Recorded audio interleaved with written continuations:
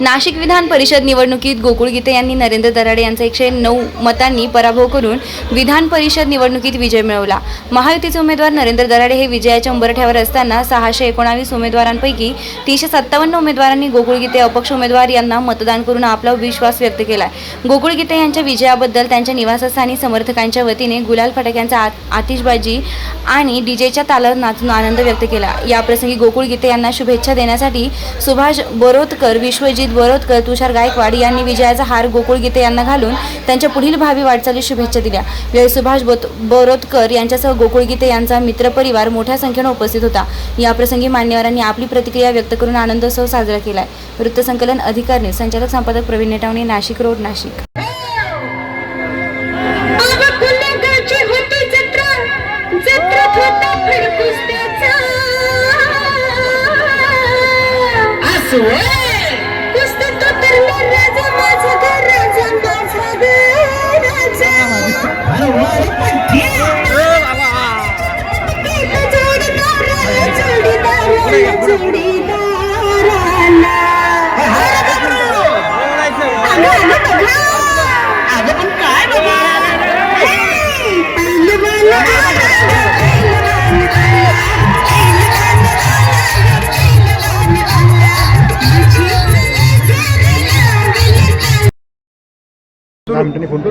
मी सुभाष बोरोतकर, गणेश गीते, गोकुळ गीते यांचे अभिनंदन करतो आणि गोकुळचा हा विजय, या विजयाला फक्त विजय एवढंच एक नाव देता येईल। याच्यासारखा विजय नाही, याच्यासारखा ऐतिहासिक विजय नाही।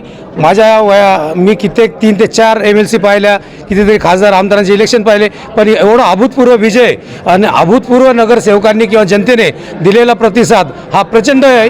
याच्यासारखा विजयच नाही। मी परत सांगाल की विजय हा शब्द जो आहे तो खऱ्या अर्थी आज खऱ्या अर्थी विजय, याचा अर्थ काय असतो हे आम्हाला कळतं आहे। आम्ही खूप प्रयत्न करीत होतो, काय करीत होतो आणि किती डावपेच आखले जात होते, कशा पद्धतीने गोकुळला थांबवण्याचा प्रयत्न केला जात होता, अनेक पद्धतीने अडचणीत आणण्याचा प्रयत्न केला जात होता।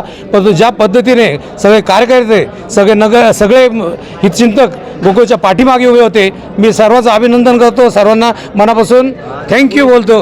अजून एकदा म्हणतो की गोकुळ गीते आगे बढो, हम तुम्हारे साथ हैं। सगळ्या याचं म्हणून मी एकच करेल की याच्यासारखा विजय नाही, कारण हा सगळ्या कार्यकर्त्यांचा सगळ्या विजय आहे।